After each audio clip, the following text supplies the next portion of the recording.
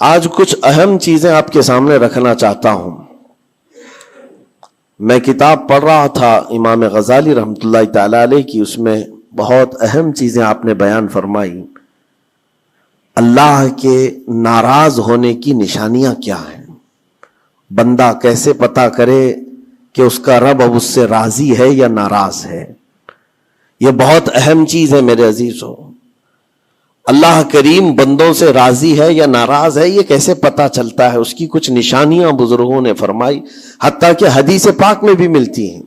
رسول کریم صلی اللہ علیہ وسلم سے بھی پوچھا گیا، اور پھر مولا علی کرم اللہ وجہہ الکریم کے اقوال بھی ہیں.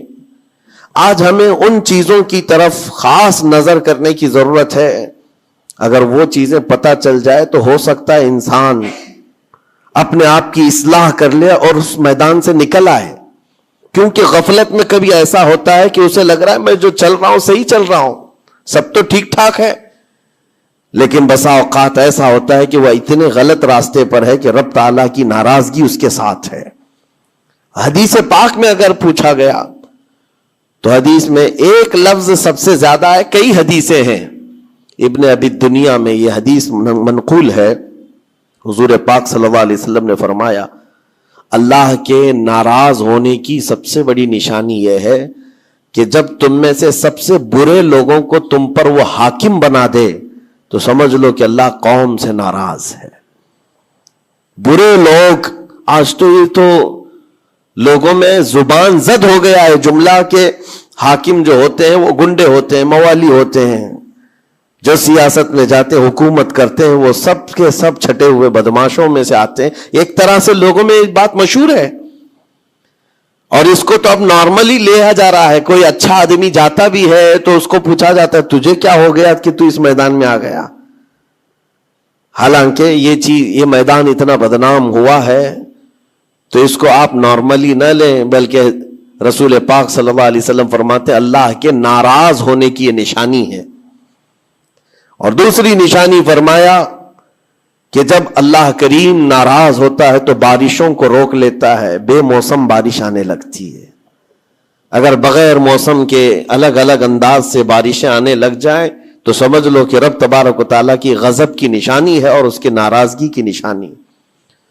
پھر تیسری چیز اسی حدیث میں یہ فرمایا گیا کہ رب تبارک و تعالیٰ لوگوں کے رزق سے برکت ختم کر دیتا ہے، اس کی ناراضگی کی یہ نشانی ہے. اب برکت ختم ہونے کے طریقے بہت سارے ہیں، اب اس کو میں آپ کو بتاتا ہوں.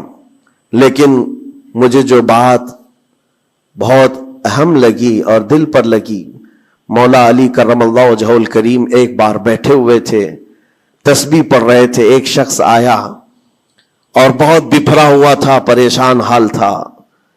دروازہ کھٹکھٹایا، اندر آیا. مولا علی کرم اللہ وجہہ الکریم نے پوچھا کیا بات ہے، کیوں اتنا پریشان ہے؟ کہا کہ میں لٹ گیا، اتنا برباد ہو گیا ہوں، میں کیا کروں، مجھے کچھ سمجھ میں نہیں آتا. یہ کئی لوگوں کی زندگی میں چلتی ہوئی بات میں آپ کے سامنے رکھ رہا ہوں. آج سے 14 صدی پہلے یہی سیم مسئلہ لے کر کے آیا جو آج بہتوں کے ساتھ یہ چل رہا ہے. پوچھا آپ نے کیا ہوا ہے؟ کہا اچھا خاصا میرا بزنس چلتا تھا، اچانک رک گیا. اچھی خاصی تجارت تھی، مال بہت آتا تھا، سب اچانک بند ہو گیا. اب تو پوزیشن یہ، حال یہ ہے کہ جس چیز میں ہاتھ لگاتا ہوں نقصان ہی ہوتا ہے. اور اس نے یہ بھی کہا کہ اگر میں سونے کو بھی ہاتھ لگاؤں تو ایسا لگتا ہے مٹی بن جائے گی. ساری چیزیں ختم ہو گئی ہیں. وہ رویا جا رہا تھا اور کہا کہ مجھے اس کا سبب نہیں پتا ہے، کیا ہو رہا ہے کیا نہیں ہے. مولا علی کرم اللہ وجہہ الکریم نے ایک ہی چیز فرمایا، کہا کہ میں تیری سبب کو پہچان لیا. یہ جو چیزیں ہو رہی ہیں تیرے ساتھ میں تیرے سبب کو پہچان لیا. کہا کیا ہے؟ کہا کہ رب تبارک و تعالیٰ تجھ سے ناراض ہے ان گناہوں کی وجہ سے جو تو جان بوجھ کر کنٹینیو کرتا ہے، روزانہ جاری رکھا ہوا ہے. میرے عزیزوں، لوگوں کے ہاں آج یہ سب چیزیں ہیں لیکن وہ اس چیز کی طرف نہیں آتے کہ کون سے گناہ ان کے ساتھ چل رہے ہیں. جب بندہ گناہوں پر مصر ہو جاتا ہے، اصرار کا مطلب کنٹینیو کر رہا ہے، تو یہ نشانی ہے. خاص طور پر مولا علی کرم اللہ وجہہ الکریم نے فرمایا کہ اس کا رب اس سے ناراض ہے. اللہ ناراض ہے, اس کو توبہ کی توفیق نہیں مل رہی ہے, اس کو باز آنے کا موقع نہیں مل رہا ہے. اس نے پوچھا کہ میں کیسے پتہ کروں کہ کون سے گناہ چل رہے ہیں اور کن گناہوں کی وجہ سے میرے رزق کی برکت ختم ہو رہی ہے. حضرت مولا علی کرم اللہ وجہہ الکریم نے فرمایا کہ تجھے پتہ ہے, احساس کرنا ہوگا, احتساب کرنا ہوگا. کچھ چیزیں ایسی ہیں جن کو تو روز کر رہا ہے. اگر فجر کی نماز کے لیے نہیں اٹھتا ہے, نماز نہیں ہوتی ہے تیری, تو یہ تو گناہ کبیرہ ہے. گناہ کبیرہ ہے, یہ زنا سے بڑھ کر کے گناہ ہے نماز کا ترک کرنا. تو یہ اگر تیری زندگی میں کنٹینیو جاری ہے تو گویا کہ تو حرام پر حرام, کبیرہ پر کبیرہ کرتا ہوا اس قدر اصرار کرتا جا رہا ہے, تو تیرے رزق کی برکت کہاں رہے گی؟ ختم ہو جائے گی. تیرے دل کے اندر اللہ تعالیٰ نے سختی پیدا کر دی ہے. میرے عزیزوں, آج کے حالات میں اگر کوئی اس طرح کا معاملہ لے کر کے آئے, بابا کے پاس فوراً بھاگے گا کہ میرے روزی پر کسی نے بندش کر دی ہے, روک لگا دی ہے, کسی نے جادو ٹونا کر دیا ہے.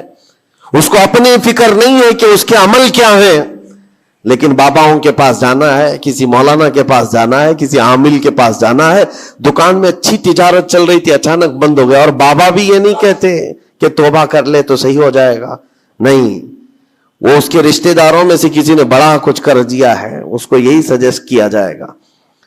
اور یہ ایسا خطرناک ماحول ہے, آپ میں دیکھ رہا ہوں, کوئی بھی اٹھ کر کے جاؤ کسی عامل کے پاس آپ جاؤ, کہا جائے گا کہ بڑا کچھ کیا ہے آپ کے ساتھ, بڑا کچھ کیا ہوا ہے, تمہاری روزی پہ بند باندھا ہوا ہے, تمہاری تجارت پر جو ہے روک لگائی گئی ہے. کون کیا ہے؟ تمہارے چاہنے والوں میں سے, رشتہ داروں میں سے. اور اس بندے کو رشتہ داروں کا دشمن بنایا جاتا ہے. وہ ہر ایک پر نظر رکھتا ہے, پھپھو نے کیا کہ ماموں نے کیا کہ چاچا نے کیا, فلاں نے کیا, سارے رشتہ داروں پر اس کی شک کی نظر ہے. یہ قطع رحمی کا ایک بہت بڑا مظہر اس کو بنایا جا رہا ہے. کتنے گھروں کو اس طرح باباؤں نے توڑ رکھا ہے, اور انجانے میں یہ دماغ میں یہی بیٹھا کر کے رکھا ہے کہ نہیں, میری روزی پر انہوں نے ہی بندش باندھی ہے. یقین کے ساتھ کسی کو نہیں معلوم. کاش یہ اگر اس کو بتائے ہوتے, یہ 99% جن کو تکلیفیں ہیں ان کے روزی کے معاملات, ان میں سے 99% کے حالات ایسے ہیں کہ فجر کی نماز نہیں پڑھتے. یہ کسی کو توفیق نہیں ہوتی, کسی بابا کو, کسی عامل کو, کہ ان کو تنبیہ کریں. فجر کی 2 رکعات رزق کے کئی دروازے کھول لیتی ہے. میرے آقا صلی اللہ علیہ وسلم کا فرمان ہے, اور تم بستر پر ٹانگ پھیلا ہے سوئے ہوئے ہو, اور پھر شام میں اٹھ کر بابا کے پاس جا کر کہتے ہو بندش ہے, کسی نے باندھ کے رکھا ہے, تم نے خود اپنے اعمال سے باندھا ہوا ہے. اور رب تبارک و تعالیٰ فرماتا ہے سورہ فاطر میں, ما یفتح اللہ للناس من رحمت فلا ممسک لہا, اللہ اپنی رحمت سے جس کے لیے دروازے کھولتا ہے کوئی اسے بند نہیں کر سکتا. یہ رب کا فرمان سنا رہا ہوں. وما یمسک فلا مرسل لہ من بعدہ, اور اللہ فرماتا ہے جس کے لیے اللہ روک دے کوئی طاقت اسے کھول نہیں سکتی. اللہ نے اگر بند کر دیا ہے تو کوئی نہیں کھولے گا.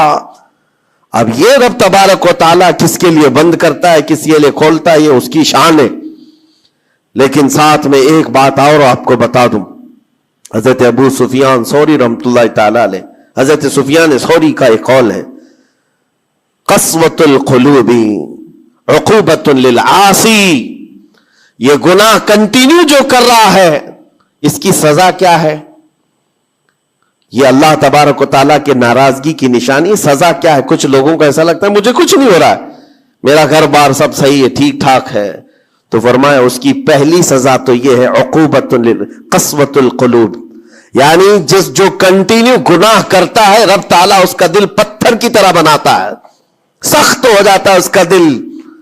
نہ رب تبارک و تعالیٰ کے نام پر اس کی کبھی آنکھیں بھیگتی ہوئی دکھتی ہے, نہ عذاب قبر کا اسے خوف محسوس ہوتا ہے, نہ محشر کے دن کی فکر, نہ جہنم کے لپکتے ہوئے شعلوں سے اس کا دل دہلتا ہے. نہیں, دل سخت ہو گیا ہے. گناہوں پر جو بندہ کنٹینیو اصرار کرتا جاتا ہے اس کا دل سخت کر دیا جاتا ہے. یہ رب تبارک و تعالیٰ کے ناراض ہونے کی نشانی ہے، غضبناک ہونے کی نشانی ہے۔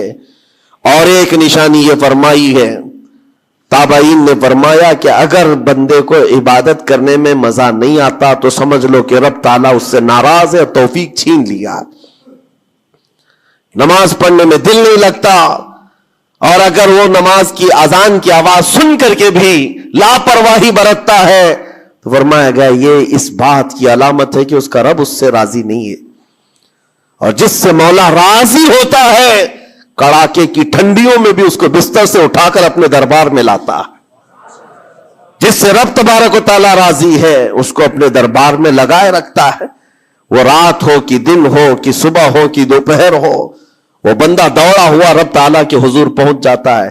میرے عزیزو، اپنی اپنی فکر کریں ہم کس کیٹیگری میں چل رہے ہیں۔ کہیں ایسی زندگی نہیں گزر رہی ہے کہ ہمارا رب ہم سے راضی نہ ہو، ناراض ہو۔ پھر پوچھا گیا کہ اگر اللہ تبارک و تعالیٰ ناراض ہے تو پھر دولت کی ریل پیل گھر بار ساری چیزیں ہیں۔ فرمائے یہ بھی ایک نشانی اللہ کی ناراضگی کی کہ گناہ کنٹینیو ہونے کے باوجود اگر تمہارے مال میں کمی نہیں آ رہی ہے، روزانہ بڑھتا جا رہا ہے، تو خوف کھاؤ کہ اللہ بڑے عذاب کا تمہارے لیے تیاری فرما رہا ہے۔ آخرت میں تمہارا کوئی حصہ نہیں ہوگا، سب کچھ دنیا میں دے دیا جائے گا اور تمہارے لیے بڑے عذاب کی تیاری ہو رہی ہے۔ اگر گناہوں کی وجہ سے پکڑ نہیں ہوئی اور تمہارا مال اور یہ ساری چیزیں چل رہی ہیں تو یہ اس بات کی علامت ہے کہ بڑے عذاب کی تیاری ہے۔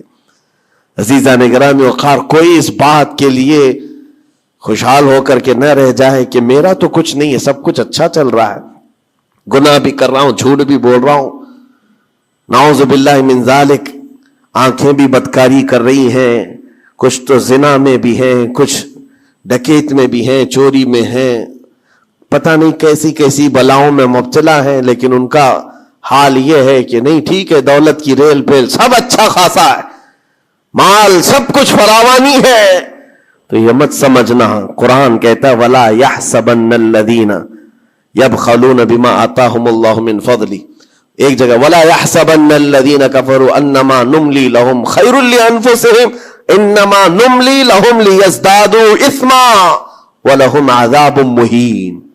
اللہ فرماتا ہے جو لوگ ہم سے دور ہو رہے ہیں وہ یہ مت سمجھیں کہ اللہ تعالیٰ کے بارگاہ میں وہ اچھا کر رہے ہیں، بلکہ رب تعالیٰ فرماتا ہے انما نملی لہم، ہم ان کو ڈھیل اس لیے دے رہے تاکہ وہ اور گناہ کر لیں، لیزدادوا اسما، اور گناہ کر لیں، پھر ایک دن اچانک دردناک ذلت والا عذاب ہوگا، ذلت والا عذاب ہوگا۔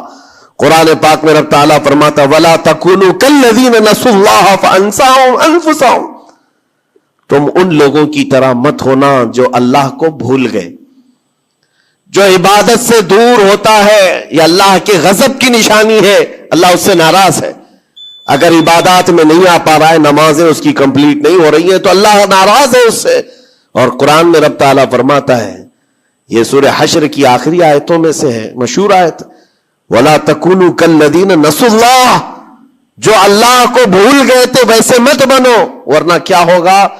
رب فرماتا فَأَنسَاهُمْ أَنفُسَهُمْ، اللہ ان کو خود اپنے آپ کو بھلا دے گا، یعنی تمہیں ایسا بنا دیا جائے گا کہ تم کو خود یاد نہیں ہوگا تم کون ہو، بھول جاؤ گے۔ قیامت کے دن بھی ایسے بہت ہوں گے جن کو خود پتا نہیں ہوگا کہ کیا تھے، بلکہ مرنے کے وقت بھی کئی لوگ اپنا نام تک بھول جاتے ہیں۔ ان سے پوچھا جائے، اسی لیے تو کلمہ پڑھنے کی تلقین کی جاتی ہے کہ آپ وہاں بیٹھ کر کے کلمہ پڑھتے رہو، ورنہ وہ بھولتا چلا جائے گا، بھولتا چلا جائے گا۔ ایسی کیفیت میں آتا ہے بندہ کہ وہ خود اپنے آپ کو بھول جاتا ہے۔ اور رب تعالیٰ فرماتا ہے کہ جن لوگوں نے اللہ کو بھلا دیا اللہ ان کو بھلا دے گا خود کا، ان کی ذات ایسی بن جائے گی کہ وہ خود اپنے آپ کو بھول چکے ہوں گے۔ عزیزان گرامی وقار، جو نشانیاں بتائی گئی ہیں ان کو چن چن کر کے دیکھو، کہیں میری زندگی میں آ تو نہیں گئی ہیں۔ دل کا سخت ہونا یہ بہت بڑی علامت ہے، اور دل سخت ہے یہ کیسے پتا چلے؟ فرمایا گیا کہ مسجد میں اگر زیادہ دیر بیٹھنے کی خواہش نہیں ہوتی ہے تو دل کالا ہے، اگر قرآن پڑھنے میں دل نہیں لگتا ہے تو دل سخت ہو چکا ہے۔ اٹھاؤ قرآن ہاتھ میں، دیکھو کتنی دیر پڑھ سکتے ہو، اور موبائل کو گھنٹوں چلا سکتے ہو. موبائل کی اسکرین پر تم آنکھیں جمائے بیٹھے رہتے ہو، جبکہ اسی موبائل میں قرآن بھی ہے لیکن وہ کھلتا نہیں ہے. اور قرآن اگر نہیں کھل پا رہا ہے تم سے، اور صفحہ 2 صفحہ نہیں پڑھ پا رہے ہو، تو تمہارا دل کالا ہو چکا ہے، دل سخت ہے. یہ 3 علامتیں تو مشہور ہیں. فرمائی گئی کہ اور تیسری بات یہ ہے کہ تمہارے جیب میں پیسے ہوں اور کوئی سائل اور فقیر آیا اور تم اس کے لیے صدقہ نہیں کر پا رہے ہو تو دل تمہارا پتھر ہو چکا ہے. یہ دل کے سختی کی علامت ہے. اور قسوۃ القلوب عقوبۃ للعاصی، یہ کہا گیا ہے دل کا سخت ہونا یہ تو رب کی طرف سے بہت بڑی سزا ہے، بہت بڑی سزا ہے. گنہگار کی سزا یہاں سے شروع ہوتی ہے.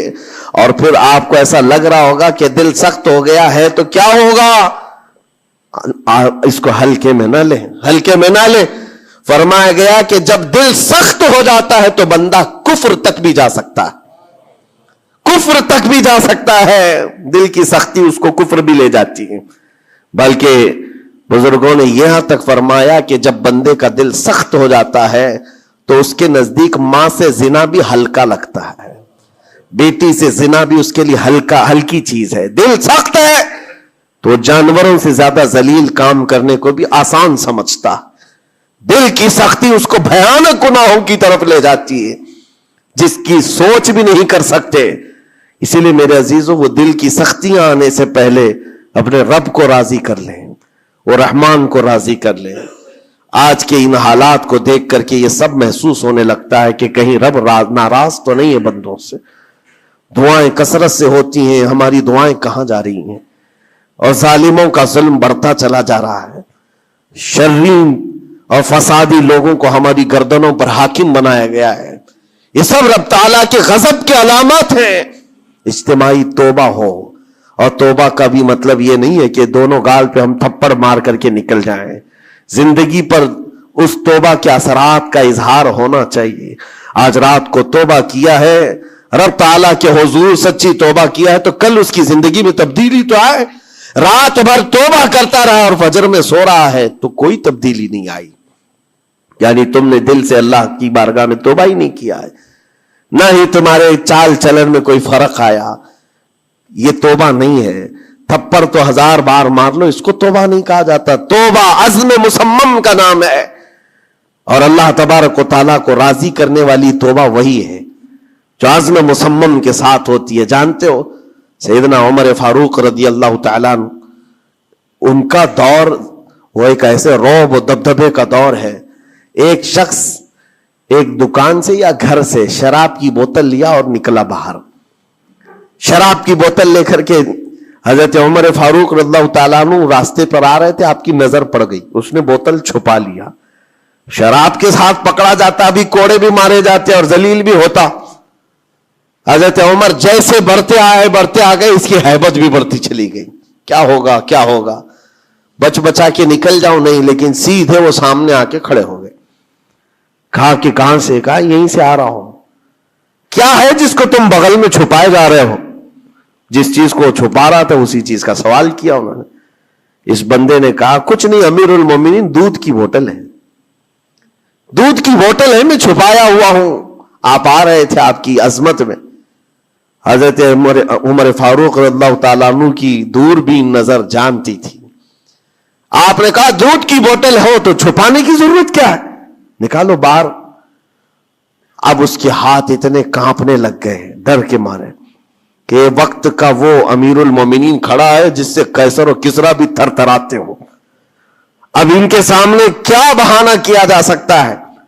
اس نے بغل میں سے آہستہ سے بوتل نکالی، آپ کے سامنے سر جھکا کر پیش کیا. حقیقت میں وہ دودھ کی ہی بوتل تھی، دودھ کی ہی بوتل تھی. یہ دیکھ کر اس کا سر چکرا گیا. شراب لے کر کے نکلا تھا اور بغل میں چھپایا بھی تھا امیر المومنین کے ڈر سے.